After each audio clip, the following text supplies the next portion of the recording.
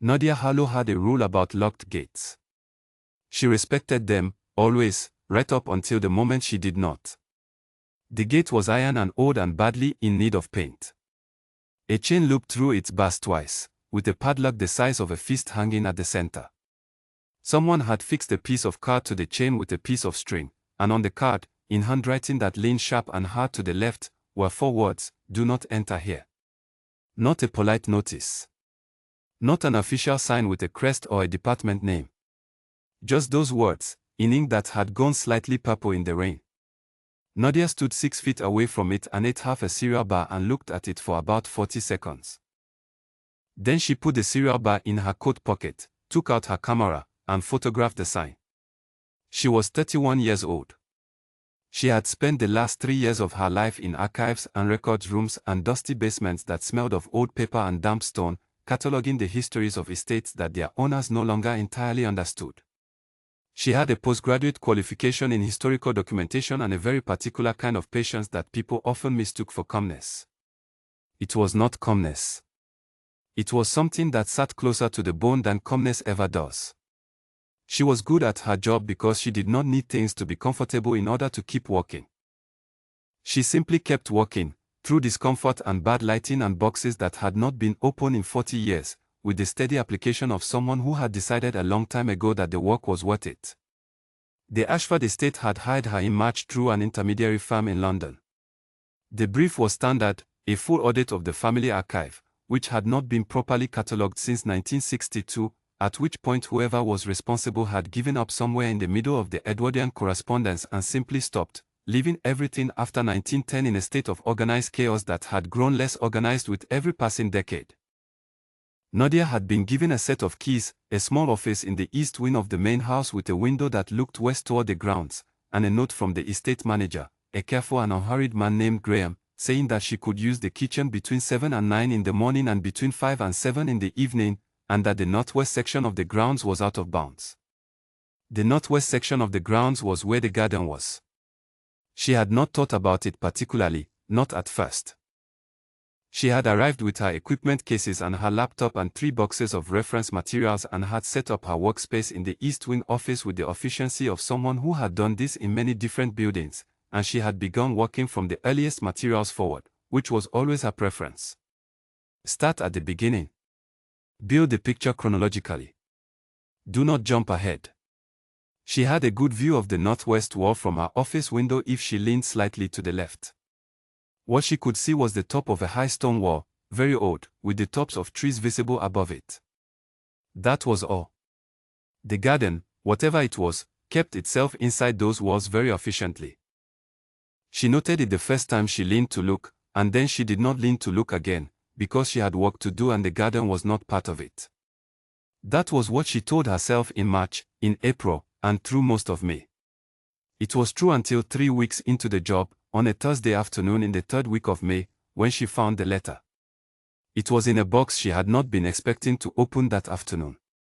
The box was labeled in someone's faded copper plate, Estate Correspondence, Miscellaneous, 1880 to 1895. She had been working through the 1870s land survey records and had picked up this box by mistake from the shelf above. She nearly put it back. She opened it instead, because the lid was already loose and the looseness was interesting, and she had learned, over 3 years of this kind of work, that loose lids on old boxes very often meant someone had been in recently, which was always worth knowing. The letter was near the bottom, folded in thirds, water-stained at one corner in a way that had turned the paper slightly brown at its edge. The date at the top was September 14, 1887. The handwriting was a woman's, small and controlled and with a slight backward lean that she would come to know very well. It was addressed to no one. Not a letter to be sent, then. A letter written to be kept. Most of it was personal, the kind of personal that fills the archives of old families in long, careful paragraphs about grief and practical arrangements and children who are too young to understand what has happened. She skimmed it with the habitual detachment she had trained herself into over years of reading other people's private correspondence. She had read many thousands of such letters and she had learned to see them as documents first and intimacies second, because that was the only way to read them without feeling you had done something wrong by looking. She was about to refold it when a line near the bottom caught her eye. The garden holds what I cannot keep inside the house. I have put it there for this reason alone, and I ask anyone who reads this to leave it where it is. Some things are not meant to be dug up. That was all. No explanation. No further reference to what had been placed there, or why it mattered enough to put into a letter no one was meant to receive. No indication of whether the thing being referred to was an object, a memory, or something else entirely. Nadia held the letter carefully by its edges, under the daylight lamp she had set up on her desk, and read that paragraph 3 times. She photographed both sides of the letter with her camera, logged it in her catalogue as item 734, noted its condition and position in the box, refolded it exactly as she had found it, and placed it back where it had been. She did not think about the garden. She thought about it constantly, in the background of everything she did, the way you are aware of a sound you cannot identify even when you are doing something else. It was there when she was working through estate accounts, and there when she was eating her lunch, and there when she was trying to sleep, and there when she was standing at the kitchen window between 5 and 7 in the evening drinking tea and watching the last light go off the northwest wall. The thing about archival work that most people who have never done it do not understand is that it is made of gaps as much as it is made of information. A missing letter is as significant as a present one, sometimes more so. A subject that is referenced in passing but never directly addressed tells you something that a full account never could. The shape of the silence around a thing is part of the story. Nadia had spent 3 years training herself to read those silences, and the letter from 1887 was full of them. The garden holds what I cannot keep inside the house. What kind of thing cannot be kept inside a house? Something physical, certainly. Something that needed soil and air and the specific conditions of a walled enclosure, not facing in part but with south-facing sections that would catch the afternoon light. She knew the broad history of the Ashford estate the way any careful researcher knows a subject before beginning proper work on it. 9 generations of the same family in this particular county, with all the complications that implied. Old money, which meant land, which meant entailment and tenancy arrangements and disputes that stretched across decades and were settled eventually in long, careful legal letters that read, at this distance, like the politely disguised warfare that they were. The estate had come through the 20th century better than many, which usually meant someone had made intelligent decisions at the right moments, though the archive materials did not yet tell her clearly whose decisions those had been. The current Duke was referenced in the briefing materials as C. Ashford, 9th Duke of Wren, and he was not, as far as anyone had told her, on the property. Graham had explained on her first day that the Duke was rarely in residence, that the estate was managed on his behalf, and that she would very probably not encounter him during her time there. She had taken this information in and moved past it, because the living owners of archives were rarely the most useful source of information about those archives. The dead owners, as recorded in their correspondence and their accounts and their careful estate maps, were much more forthcoming. She found 2 more references to the garden in the weeks after the letter, walking through other sections of the archive. One in an 1891 inventory of estate properties that listed it simply as the enclosed garden, no dimensions given, noted as maintained separately from the main grounds under a separate maintenance arrangement that was not further explained. One in a letter from 1923, written in a businesslike hand that she did not yet recognize, which said only, "The Northwest Garden is not to be included in any estate sale listings or valuations." No reasons offered. No elaboration. 3 references in 40 years of materials, each one pointing toward the space and then pulling away from it, as though the garden itself were something that the family agreed collectively not to look at directly. Nadia found this more interesting with each reference. She found it almost impossible to leave alone.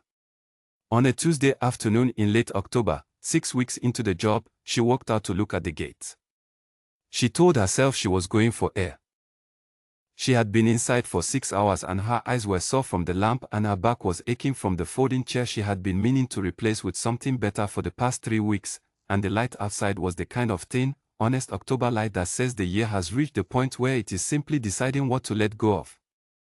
She walked the path that curved around the east wing of the house, along the south side, and then along a gravel path that narrowed as the stone wall came closer. The wall was higher than it had looked from the window. 8 feet at least, possibly 10, built from the same grey stone as the house but older looking, less maintained, with moss growing in the joints and the top surface irregular and roughened by weather. She followed the wall to the corner, and there was the gate. She stood 6 feet away from it and ate the cereal bar and looked at it. Then she photographed the sign. Then she looked more carefully at the padlock, which was hanging from the chain at the center of the gate, and noted that while the chain was looped twice through the bars, the padlock was not actually engaged. The shackle was not pressed home. It was hanging there as a suggestion. A deterrent for anyone who did not look closely, which was presumably most people. She looked closely. She always did. She took 4 steps forward, lifted the latch, and pushed the gate open. It swung inward without any difficulty at all. The hinges moved smoothly, with no resistance and no sound. Someone had oiled them recently. She noted that too, filed it in the same part of her mind where she kept significant absences and unexplained suggestions, and stepped through. The garden was nothing like she had prepared herself for. She had expected neglect. She had expected the romantic ruin of a walled garden that had been locked away and left to manage its own slow return to wildness, the kind of place that looks beautiful in photographs and has, in the actual experience of it, the particular heaviness of abandonment. She had not prepared herself for the opposite, and the opposite is what she found. The garden was tended. Not formally tended, not in the way of planned gardens with clipped edges and geometric beds and the slightly oppressive neatness of a space where nothing is allowed to decide for itself. It was tended in the way of a space that someone came to regularly and paid close attention to, where what was dying had been removed and what was living had been supported and what was dormant had been left with care. The beds were clear of dead growth. The paths between them were clean. The plants still standing in the cold October air were in better condition than they had any right to be in that season. There were roses everywhere, more than she could count easily, mostly dormant now but trained on iron supports that were dark with rust but still structurally sound, the way old things are when they have been maintained rather than replaced. There was a long bed against the south-facing wall that held what she thought, from the remaining foliage, might be heritage fruit planting. Against the north wall, at the far end of the garden, a section she could not see clearly from where she was standing. In the center of the garden there was a stone bench beside a low wooden table. The table had a coffee ring on it. Recent, still slightly raised, the kind of ring that a wet cup leaves and that vanishes within a day or two if the weather is dry. It had rained 2 days ago. The ring was at most 2 days old. Someone had sat here 2 days ago and had a cup of coffee and had then gone back into the garden or back through the gate, and the gate had been locked with an unlocked padlock, and the hinges were freshly oiled. Nadia stood still in the middle of the garden with her camera at her side and looked at the coffee ring and thought several things at once, efficiently. She thought, this garden is actively used. She thought, someone expected this gate to be found. She thought, I should not be here and I should leave and I am absolutely not going to leave. She was thinking about the coffee ring and about Elspeth's letter and about what kind of thing requires a walled garden and regular maintenance to hold it safely when she heard a step on the gravel path behind her. She turned around. Standing 6 feet away, with his arms at his sides and his expression giving away almost nothing, was a man she had never seen before. He was tall and dark-haired, somewhere in his early 40s, with rough hands and old boots and a coat that had seen a good many October mornings. He was looking at her with the particular quality of attention that belongs to someone who is not surprised. He said, in a voice that was quiet and entirely unhurried and carried no particular indication of anger, "You found it, then?" Not, "Who are you?" Not, "This is private property." Not, "You need to leave immediately." "You found it, then?" As though her presence here was the inevitable conclusion of something he had been waiting patiently for without knowing precisely what form it would take. She opened her mouth, closed it briefly, and then said, "I'm the archivist." She said it the way you say something when you know it is both true and insufficient, when you know it does not explain the gate or the padlock or the cereal bar or the 40 seconds of looking before you made your decision. "I know who you are," he said. "Graham told me." He did not move. She did not move. The wind came through the tops of the trees above the wall and moved through the dormant roses with a dry sound like someone turning pages, and the garden was very quiet around them, and Nadia, who had not been genuinely taken off balance by anything in a very long time, stood in someone else's forbidden garden in the thin October afternoon and felt, with a sharpness she had not been prepared for, that something in her immediate future had just changed direction. She said, because it was what she had been thinking about for 6 weeks and was therefore the first clear thing she had. What year was this garden planted? He looked at her for a long moment, recalibrating something, and then said, 1862. My great-great-grandmother had it put in. My great-great-grandmother. So he was the Duke. She had known it, she realized, the moment she saw him. He moved through this space the way people move through spaces they have known since childhood, without consulting the geography of it. What's in the northeast corner? She did not know why she asked that. The northeast corner was at the far end of the garden and she had not been able to see it clearly from where she was standing, and the question came out before she had constructed a professional reason for it. Something moved in his face, briefly and slightly, in a way that she could not read precisely but recognized as significant. Come on, then, he said, and walked past her down the path. Nadia Harlow, who had a rule about locked gates and had already broken it twice in the last 5 minutes, followed him. She noted, as she walked, that he did not explain himself. He did not introduce himself or offer any particular welcome or ask what she was doing in his garden beyond the bare fact of her identity as the archivist, which he already knew. He simply walked, with the slightly short angles that come from knowing a space very well, and she walked behind him, and the garden opened around them as they moved deeper into it. She could see more of it now, its full extent, which was larger than it had appeared from the gate. 2 acres, possibly 3. Large enough that you could stand in the center and not easily see the walls on either side. The northeast corner was set apart from the rest by a low hedge that had been allowed to grow in a way that suggested intention rather than neglect, curving inward so that you had to step sideways to pass through it, a natural boundary rather than a formal one. On the other side of the hedge was a separate bed, about 4 feet wide and 12 feet long, running along the north-facing wall.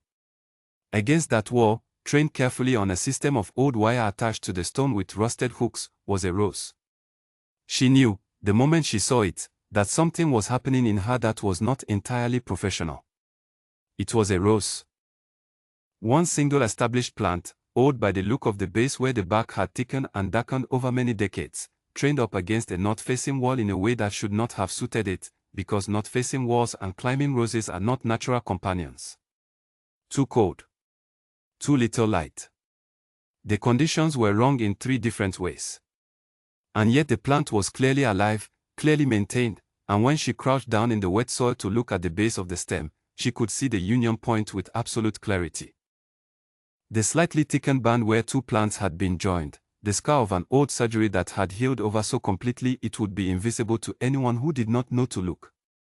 A graft. Old. Very old, by the thickness of the wood above and below the union.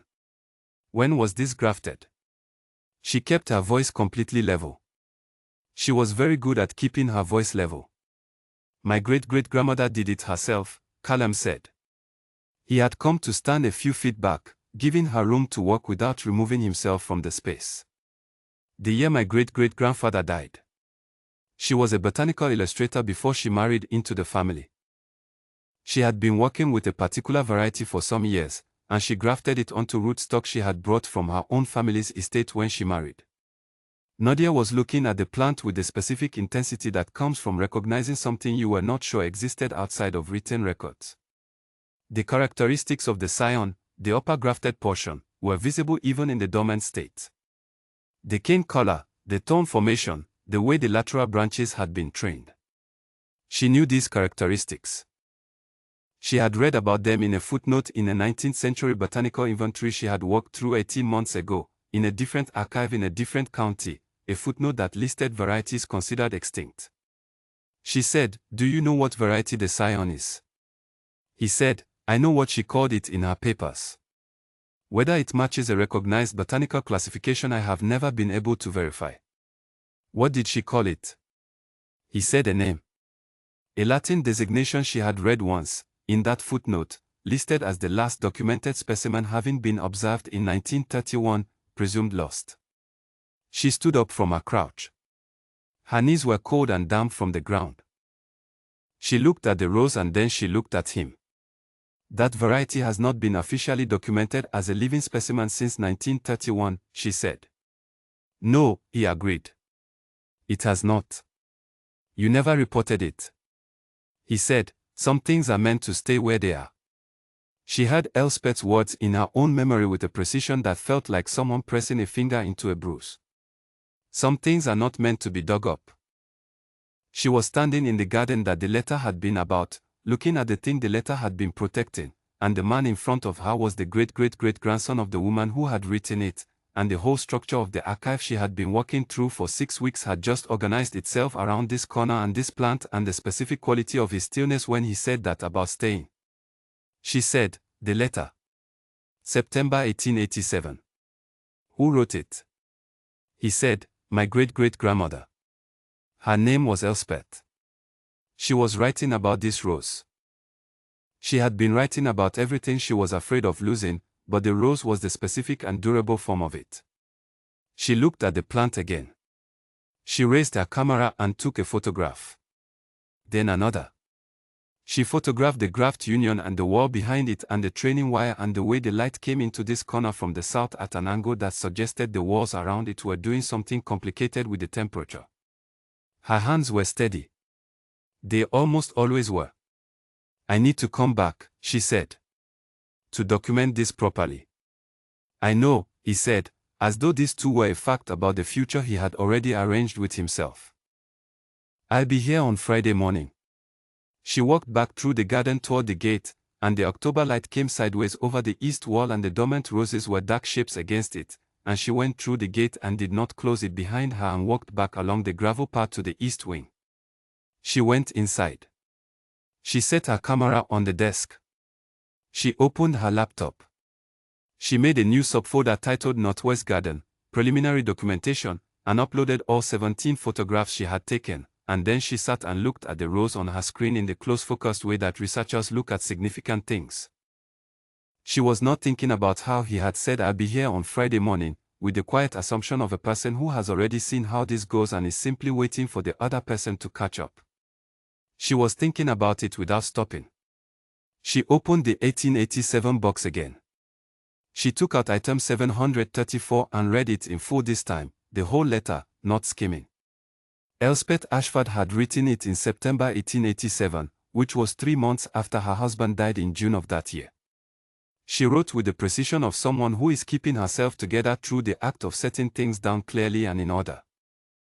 She wrote about the estate accounts and the arrangements she was making for the coming year and about her son, who was 8 years old and did not fully understand yet what it meant that his father was gone, and she wrote about the particular loneliness of a person who has outlasted the one person who knew them most completely. At the bottom, the garden holds what I cannot keep inside the house. Nadia put the letter back. She sat with her hands flat on the desk and the lamp burning beside her and the afternoon going dark at the window. She thought about extinct roses and coffee rings on stone benches and men who say I'll be here as though the question of whether you will also be there has already been settled without requiring your confirmation. She thought, this is a complication. She thought, I am coming back on Friday. She made a cup of tea in the kitchen between 5 and 7. She stood at the window and watched the last light go off the northwest wall. She did not think about why the padlock had not been properly closed.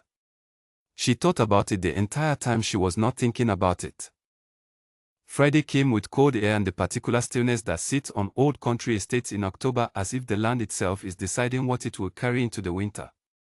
Nadia arrived at the gate at 8:30 with her camera bag over one shoulder and a fresh notebook in her coat pocket and the specific quality of readiness she recognized in herself as the state she entered when a piece of research was opening into something larger than its initial outline. The chain was looped as before. The padlock hung open as before. She pushed the gate and went in. He was already in the northeast corner, crouched beside the rose with a pair of old pruning shears in one hand and a length of soft garden twine in the other, reattaching a small lateral branch that had pulled away from its training wire. He was doing this with the focused, quiet attention of someone doing a thing that matters to them and requires no audience. She stood back at the entrance to the corner and watched him finish, and he knew she was there, and he did not hurry. When he straightened up, he said, "The climate logs for the estate are in the east wing, second shelf from the top in the room that used to be the estate office. The bloom records for this garden are kept separately, in a green folder on the desk in there. I have been trying to reconcile them for several years and I cannot make the numbers work. She stared at him. You have bloom records for this garden? Since 1963. My grandfather began keeping them. Before that, the records were maintained in a different form that I have not been able to locate in the archive. She had not expected bloom records. She had not expected any of this if she was prepared to be honest with herself, and she was, this morning, making a particular effort at honesty. She said, are there records from before 1963 in the main archive? There should be. But they are not labeled in a way that made them identifiable when I looked. They may be filed under General Estate Management, which covers a very large number of boxes. She calculated this quickly. General Estate Management. She had been through about a third of that section. All right, she said. I will find them. The climate reconciliation problem, he said, as though she had not spoken.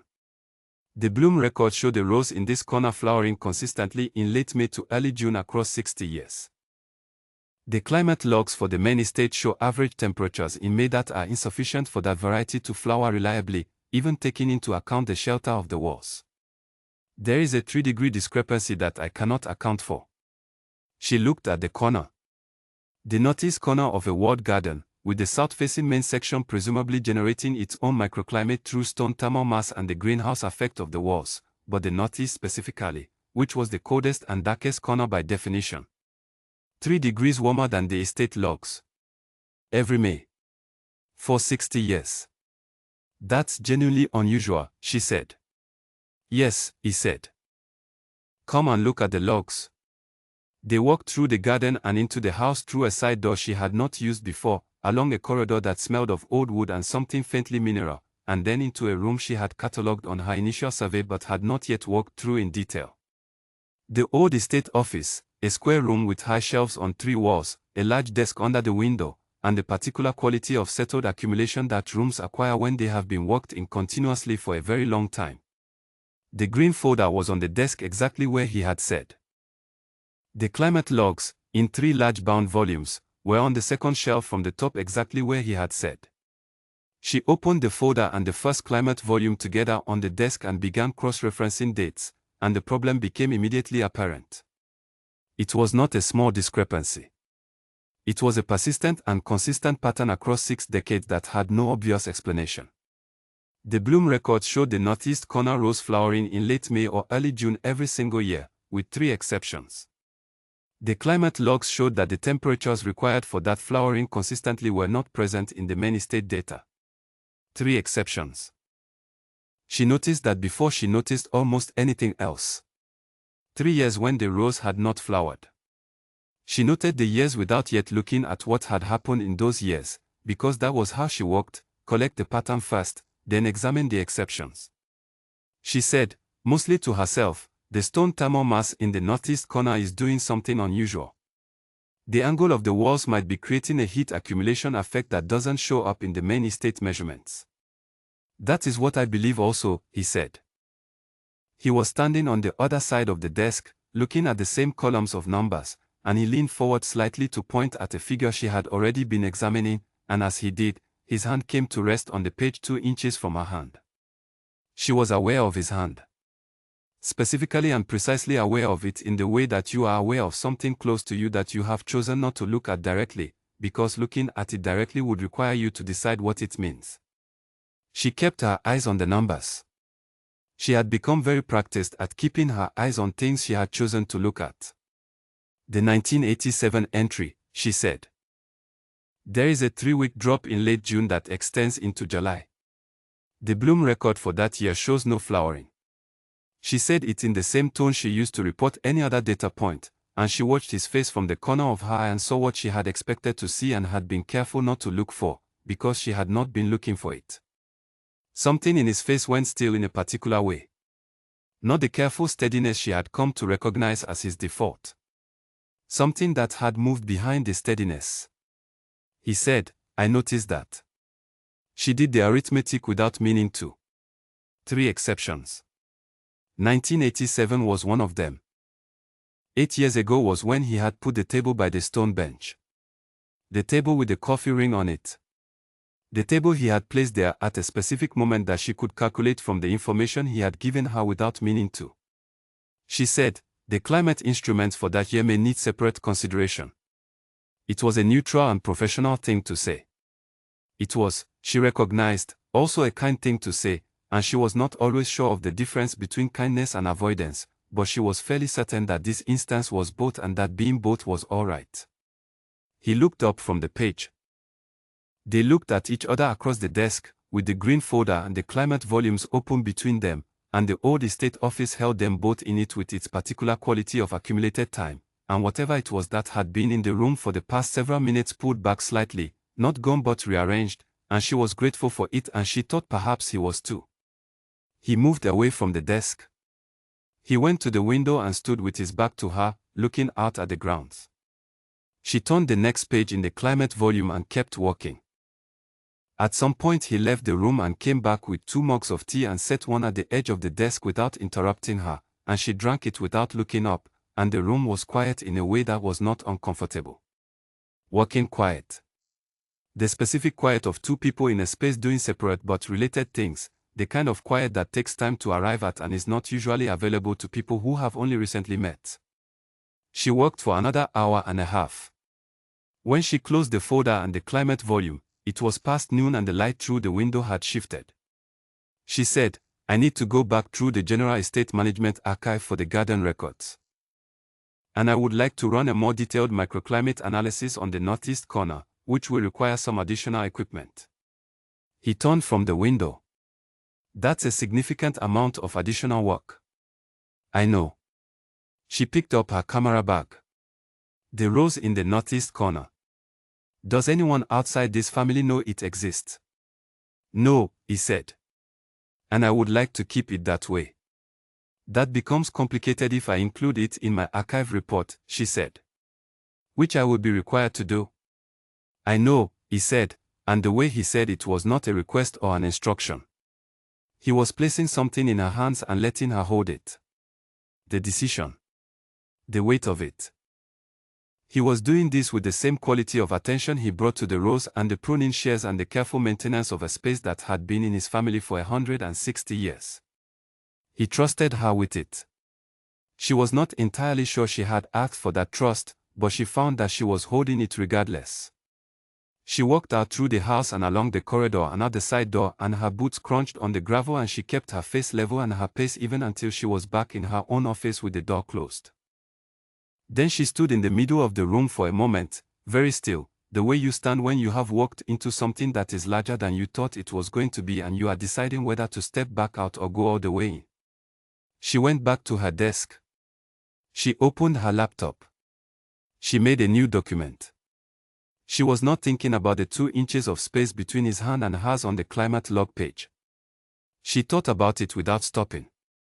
She found the garden records on a Wednesday morning in the 34th box of the General Estate Management section, mislabeled as 1930s tenancy agreements. They were not tenancy agreements. They were a series of notebooks, small, with green cloth covers, the earliest dated 1871, and the latest 1952, and each one was filled with hand-drawn planting maps and soil observations and the careful record of someone who understood that a garden is a form of long-term correspondence with time.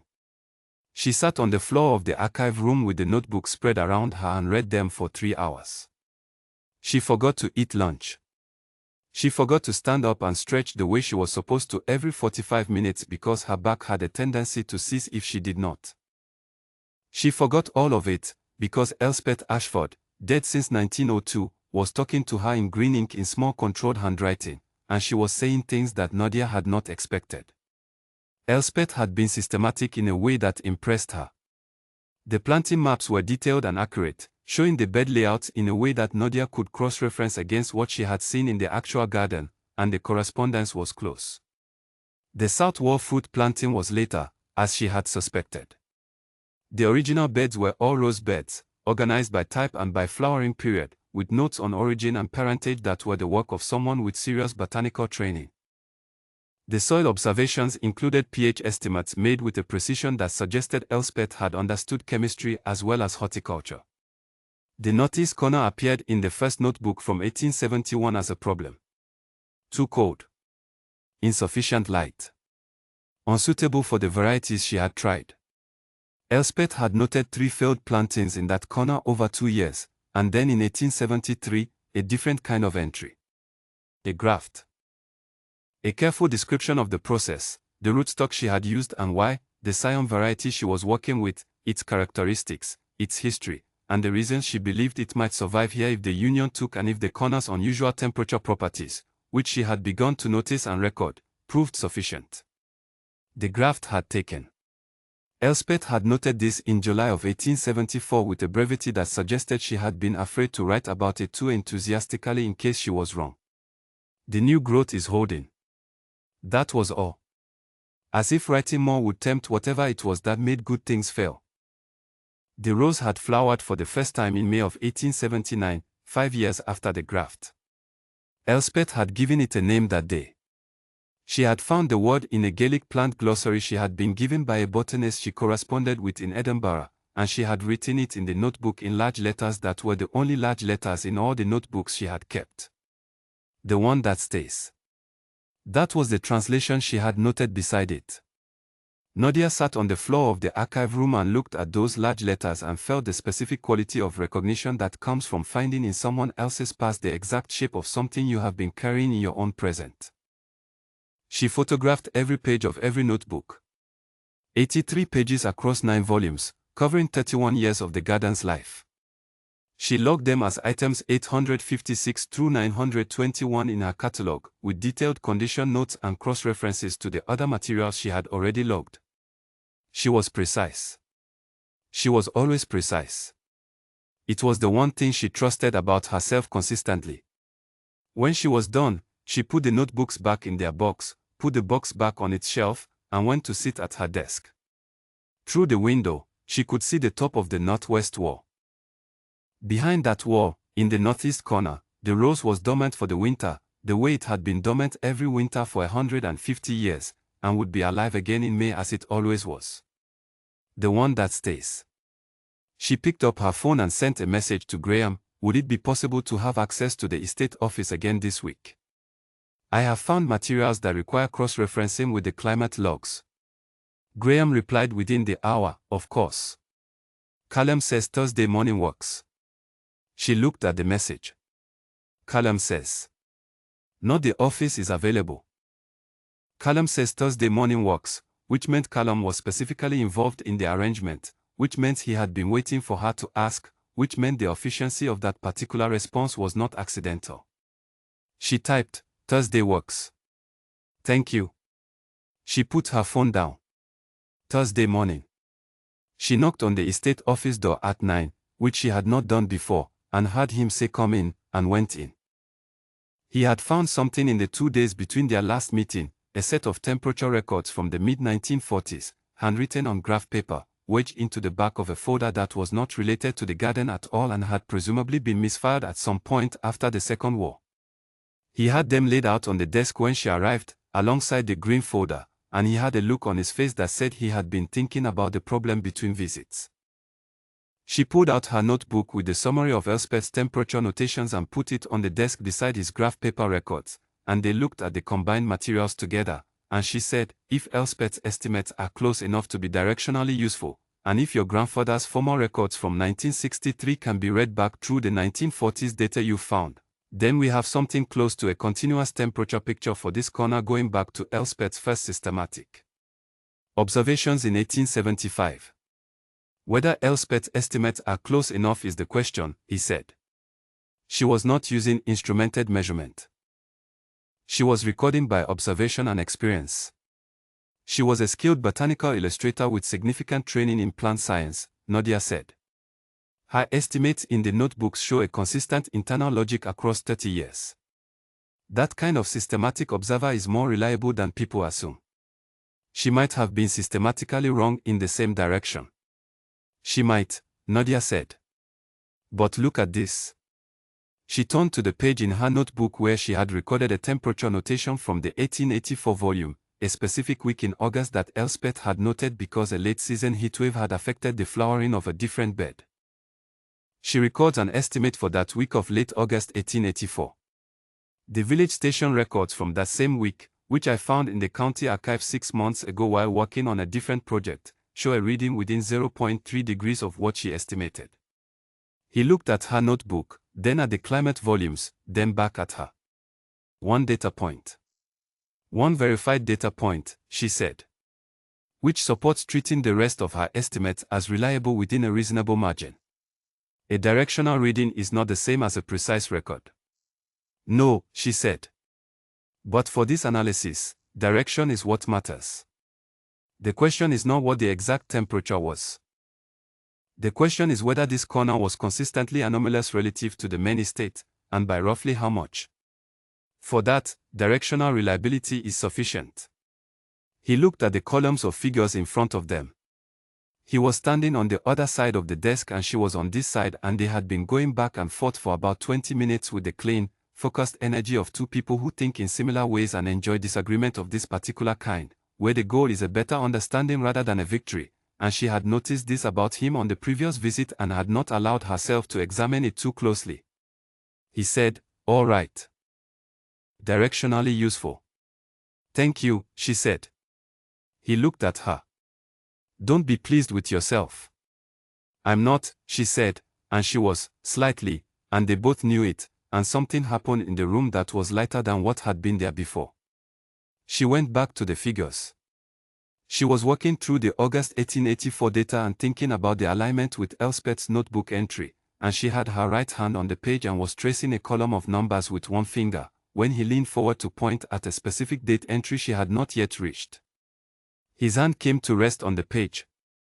His fingers made contact with her wrist. She was in a different room. Not literally. The estate office was entirely present around her, the wood smell and the paper smell and the low October light through the window. She was in that room, and she was also, for the length of a breath, in a room 6 years back and 300 miles from here, and the specific feeling of a hand on that wrist was the same feeling, with the same weight, and her body did not distinguish between then and now in the way she needed it to. She stepped to the left. One quiet step. Her hand came off the page. Callum removed his hand immediately, without comment, stepped back a half step, and said nothing. He did not look at her with the examining quality that would have made it worse. He did not ask. He put a small and specific piece of space between them and let it be simply space, not a thing that required explanation or navigation, just a between two people who had been standing close. She found the column he had been about to indicate. She said, "The August 1884 village reading." Cross-referenced with Elspeth's notebook entry for the same week. They align within 0.3 degrees. "That confirms it," he said. His voice was the same as it had been before, level and unhurried. She was grateful for that with a gratitude she intended to keep private. She photographed 4 more pages. She closed the folder. She picked up her camera bag.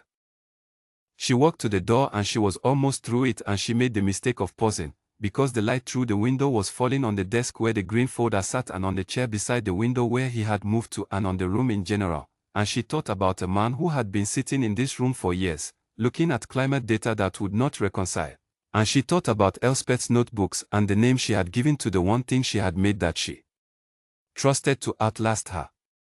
She said nothing. She walked out through the door and along the corridor and out of the house and was halfway to the east wing when she looked up and realized she was about to walk into the garden gate, which had been left standing open in the dusk, and she caught herself with one hand on the cold iron. She stood there for a moment with her hand on the gate. She walked back to her office. She ran the climate data cross-reference document until 11 that night. She did not stop until she had a framework that held together, because frameworks that held together were what she was good at, and the framework she was building, the one that went beyond the climate data, was still loose at its edges and she was not yet ready to look at its shape directly. She submitted the archive report on a Friday. It was thorough and meticulous and covered every section of the estate archive she had been contracted to assess, with full photographic documentation and condition notes and a cross-reference index that was, she knew, significantly more detailed than most archive reports for estates of this type. It was good work. She had done good work. The northwest garden was not in it. Not the gate or the padlock or the coffee ring on the stone bench. Not the notebooks in box 34 or the Bloom records in the green folder or the climate anomaly or the microclimate data she had spent 3 weeks cross-referencing.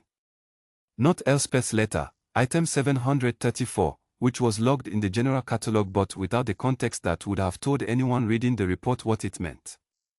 And not the rose. Not the graphed union visible in the photograph she had labeled, in her own private archive folder, as Northeast Corner, Scion Variety, Provisional Identification. Not the name Elspeth had given it. Not the fact that it was, as far as she could determine from her research, the only surviving specimen of a variety considered extinct for nearly a century. She had left all of it out deliberately, with full knowledge that she was doing it, and she sat with that knowledge at her desk after she pressed send on the report and looked at her hands. The professional implications were clear to her and she did not shy away from them. If someone else found the rose through another route and her report was examined against what she had actually discovered, her professional credibility would not survive the comparison. An archive report was a complete accounting. She had made an incomplete accounting. She had done it knowingly. She had done it because she had read Elspeth's words and she had sat on the floor of the archive room with 9 notebooks around her and she had understood what the garden was. Not a secret, exactly. A held thing. A carefully held, carefully maintained, deliberately continued thing that had survived because generation after generation of the same family had made the same quiet decision to keep it where it was, to tend it, to not speak of it to the people who would require it to become something official and documented and brought into the public record where it would cease to be what it was. And she had understood that decision in a way that she had not expected to understand it, in a way that was not entirely professional. She spent 3 days after the report was submitted in a state she recognized as a kind of argument with herself. The external part of her life went on normally. She was writing up supplementary field notes. She was reviewing her photographic archive for the main catalogue. She was making arrangements for her departure from the estate, which would happen within the week. She was also, beneath all of that, having the quiet and difficult argument that she had been postponing since the first afternoon in the garden. The argument was about what kind of person she was, which was not, usually, a question she had much difficulty answering. She knew what kind of person she was. She was precise and careful and professionally rigorous and personally self-contained, and she had built a way of living that worked with all of those qualities rather than against them. It had taken her several years to build it properly, and the years before it had been built properly had not been good years, and she did not intend to take it apart carelessly. The estate, and the garden, and the specific man who had been waiting in it with an unlocked padlock on the gate and 60 years of Bloom records he could not reconcile, had gotten inside the architecture. She had let them in. She was not entirely sure when she had decided to let them in, whether it had been on the first afternoon or before that, in the 6 weeks of archive work when the letter from 1887 had been sitting in her mind and the wall in the northwest had been visible from her office window and she had told herself she was not leaning to look at it. She was afraid. She was clear about this with herself, in the way she was clear about everything when she was making a real accounting.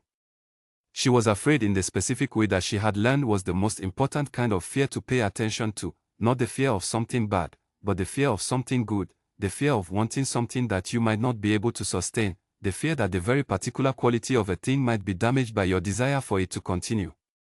She was afraid of what she wanted. She was afraid of how much she wanted it. On the 4th day, she packed her car.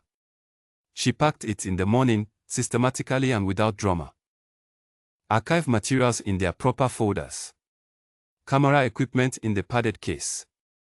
Her personal things, which had accumulated in the East Wing room over 7 months in the small ways that personal things accumulate in spaces you live in, went back into the bag they had arrived in.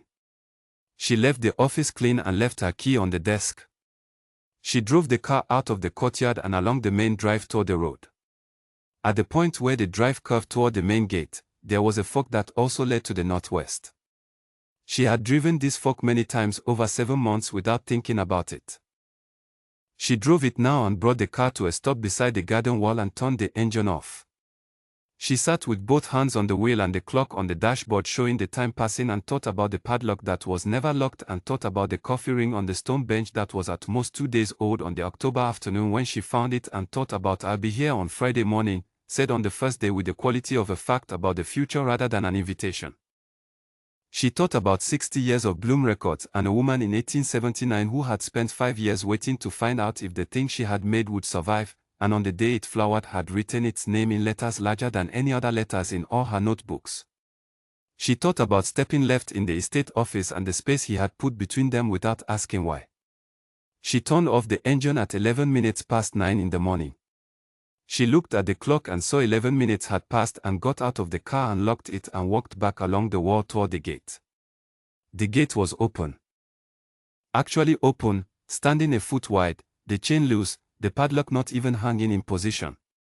Open the way a door is open when someone has walked through it recently and expected to be followed. She went through. He was in the northeast corner, as she had known he would be, and he was crouched beside the rose with one hand resting in the soil near the base of the plant, not walking, just present, in the way you are present with something when there is nothing specific to do, but being there is still the right thing. He had her feet on the path and he did not look up immediately. Then he did. She said, "I left it out of the report." He stood up slowly. He did not say, "I know." For once, he did not say that. She said, "That is professionally indefensible. I am aware of that. If anyone finds the rose through another route, my report will be shown to be incomplete. My professional credibility is built on thoroughness, and I produced a report that was deliberately not thorough." He said, "Why did you come back?" She had a professional answer ready. She had prepared it in the car. She had even believed it while she was preparing it, which was an indication of how good an answer it was. She said, "The climate anomaly requires long-term observation to document properly. The cross-referencing I have done is preliminary. A full microclimate analysis would take months, possibly longer. There is also the question of the rose, which is botanically significant in a way that I cannot simply ignore, and which requires proper documentation even if that documentation is not immediately made public." He looked at her. He was waiting with the quality of patience she had come to recognize as his, patient the way the garden was patient, patient the way things are patient when they are not going anywhere. She said, "The padlock was never locked. Not once since I arrived on this property in March." He was quiet for a moment. The garden was quiet around them, the bare roses and the clean paths and the cold air and the particular quality of October light that does not try to be anything other than what it is. He said, "I locked it the morning I heard you had arrived. I came down to check it the next afternoon, and I looked at it, and I thought, someone is going to come through this eventually. And I thought that was all right. I thought that might be exactly right. You didn't know who I was. I knew what kind of person Graham had brought in." He was specific. He looked at the rose behind him, and then back at her. Someone who reads absences as carefully as she reads what is there. That was what he said. She looked at him for a long moment. She thought about absences. About the particular eloquence of things that are not said. About a padlock that communicates more by being open than it ever could by being closed. She took her camera out of her bag. She crouched beside the rose and she documented it the way it deserved to be documented, with the thoroughness she brought to every significant thing. Every angle. Every measurement she could take without instruments, which she made detailed notes on in her notebook. The graft union in close focus. The wall, the light, the trained branches, the old wood at the base that told 50 years of winters in the thickness of its bark. She was in it completely, the way she was always in work that mattered, and at some point she became aware that she had been working for nearly an hour and that he had been there the whole time, not watching over her but simply present, the way he was present in this garden, like someone who belongs to a space and does not need to perform that belonging. When she finished, she stood up. She looked at the rose and then at him and said, "What do you plant when nothing is dying?" He considered the question with the seriousness it deserved. He said, "Slow things. Things that take years to tell you whether they worked or not. I have always preferred those. Root trials, mostly. Grafts, when I have the material. Things you will not see the result of for a long time, so you have to be patient with your own not knowing. She said. Elspeth knew she might not live to see the full result of what she planted in 1873. She did not live to see it, he said quietly. She died in 1902. The rose did not reach its full maturity until sometime in the 1920s, by my grandfather's records. She planted it anyway. She planted it anyway, he said. Because she had made it, and it was the best thing she had made, and she trusted the ground to hold it even when she could not. Nadia was quiet for a moment. The thing she had been carrying in her chest for 3 days, the thing that had been the argument she was having with herself, had reached the point at which arguments sometimes arrive where they simply resolve, not because you have won or lost them but because you have sat with them long enough and the answer has become clear in the way that clear things do, gradually and then all at once. She said, I am going to set up a proper microclimate monitoring protocol for this corner. I will need to order some equipment and I will need ongoing access to the climate logs and the bloom records and the garden itself. That will take several months at minimum. He said, the East Wind office is available. She said, I will also want to revise and expand my archive report to include a section on the Northwest Garden. The rose should be documented. How that documentation is handled, whether it goes into the public record immediately or remains as a private holding for now, is a decision that should be made thoughtfully and not quickly. He said, I agree. She said, that is not a decision I should make alone, and it is not one you should make alone either. He looked at her steadily. The quality of his attention had shifted very slightly, in the way it had shifted in the estate office when she had produced the village station record that confirmed Elspeth's estimate. The particular quality of someone who has been prepared to be wrong and is finding out that they were not. No, he said. It is not. The light had moved while they had been talking. It was later than she had thought, the October sun already pulling south and flattening, and the garden was beginning to cool in the way it did in the afternoons. She looked around the northeast corner, at the wall and the train rows and the clean path and the low hedge that curved around it like an arm. She did not think about the warning on the gate. She had not thought about it since she had come through this morning, and she realized now that she had not thought about it on the very first afternoon either, not really. She had photographed it. She had noted the handwriting and the purple-faded ink and the specific lean of the letters. She had looked at it carefully and completely. And then she had gone in. I'll go and get my equipment back from the car, she said. I left it in the boot. He said, I'll be here. She walked back through the garden, through the hedge gap, along the center path, past the dormant rose beds and the stone bench and the table with its old coffee ring, through the gate, and along the wall to the car. She opened the boot. She took out the equipment bag, the good one with the microclimate monitoring supplies she had bought 3 months ago for a different project and had not yet used. She walked back. The gate was still open. The garden was still there. In the northeast corner, the rose was dormant and alive and completely itself, the way it had been every winter for 150 years, waiting with the patience of a thing that has learned it does not need to rush. She stepped through the gate and did not close it behind her, because she was not going to be gone long enough for that to matter, and because some gates, she had decided, were not meant to stay closed.